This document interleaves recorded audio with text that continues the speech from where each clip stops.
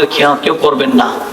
ফুজাইল যখন এই কথা কইছে, 4 জনের মধ্যে একজন বান্দা আছেন একটু বুজুর্গ আল্লাহওয়ালা। ওই বান্দা পড়তে লাগলেন, লা তাকনাতু মির রাহমাতিল্লাহ।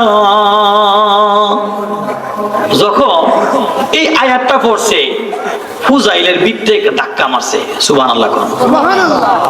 ফুজাইল কয় মেখা, আবার বলো কি বলছো?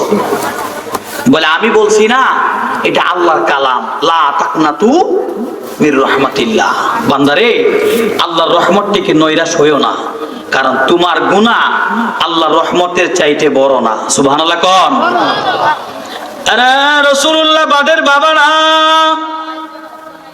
ও মা বোনেরা, ফুজাইল ইবনে আয়াজ চোখের পানি গোলা ছেড়ে ডাক দিয়া বলে, আরে আল্লাহর বান্দা, আমারে বলো, আমার আল্লাহ আমি ফুজাইলকে ক্ষমা করবেনি? ওই বান্দা বলে, আমি যে আয়াত পড়ছি তুমি কি বুঝো না?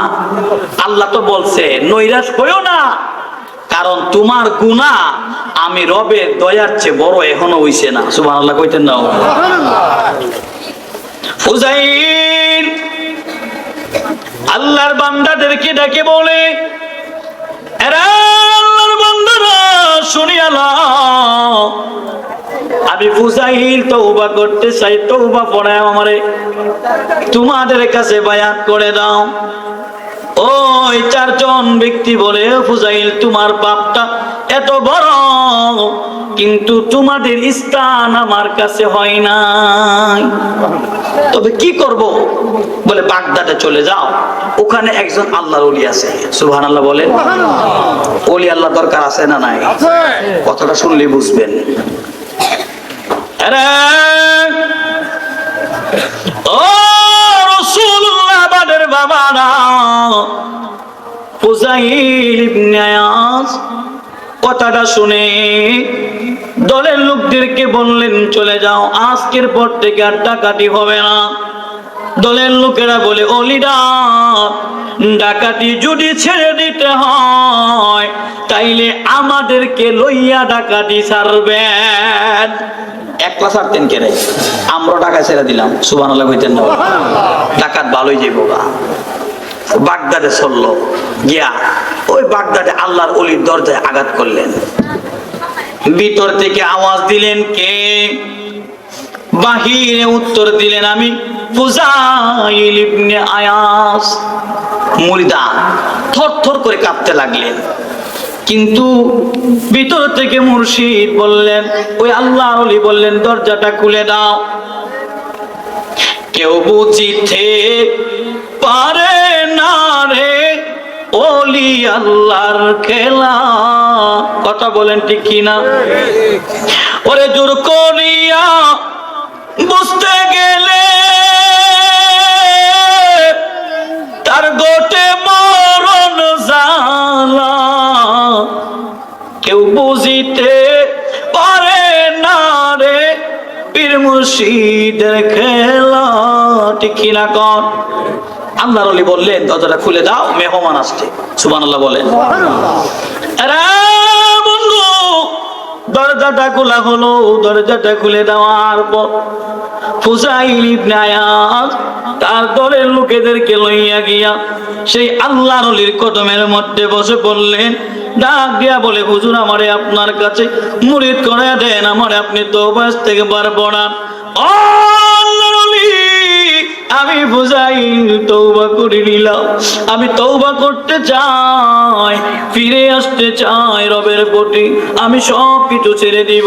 আল্লাহর ওলি বললেন, ও বাবা, জীবনে তুমি এমন একটা অন্যায় করেছো, রবের হক নষ্ট করেছো, আমার রব চাইলে তোমারে ক্ষমা করতে পারে, তবে শুনো, তুমি আরেকটা হক নষ্ট করেছো, এই হকটা হলো হকুল ইবাদ, মানুষের হক তুমি নষ্ট করেছো। কিন্তু আমি তোমার তওবা পড়াইলে হইব না, তোমারে আমি মুরিদ করাইতে পারি। তবে বাবারে, তুমি মানুষের কাছে কাছে বিরিবা আর ঘুরবা, তাদের কাছে ক্ষমা চাইবা, ক্ষমা চাইয়া চাইয়া তাদের কাছ থেকে ক্ষমা নিয়ে আসবা। যদি আনতে পারো তাইলে আমার আল্লাহ তোমারে ক্ষমা করব।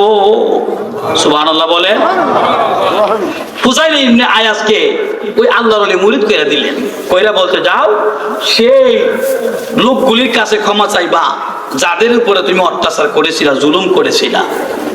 ফুসাইল ইবনে আয়াস চলতে লাগলেন, বাড়িতে গিয়া ডাক দিলেন, বিবি তুমি বাড়ি চলে যাও। বিবি জিগায় কেন? ডাক দিয়ে বলে, বিবি রে, ও বিবি, আজকে থেকে ডাকাতি বন্ধ করে দিলাম। কি খাইবা? কি তোমারে খাওয়াইমু? আজকের পর থেকে খাবার দেওয়া যাবে না, চলে যাও, বাবার বাড়িতে চলে যাইবা। ফুজাইলের বিবি চোখের পানিগুলা টপ টপ করে ছেড়ে দিয়া বলে,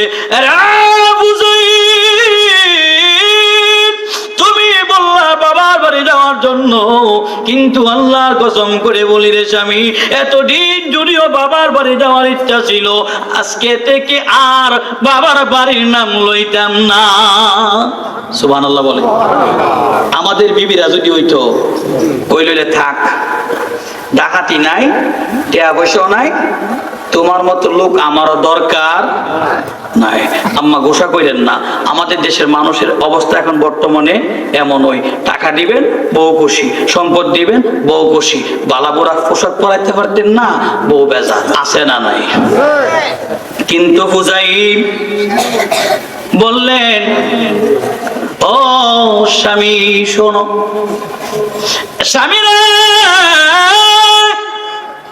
এতদিন যদি মনের ভিতরে থাকতো যাইতাম, কিন্তু আজকে থেকে শুনো রে, বাবার বাড়ির নাম আর নিব না। বলে কেন? বলেছে আমি জানো না, যেদিন থেকে তোমার সঙ্গে বিবাহ হলো, আরে স্বামী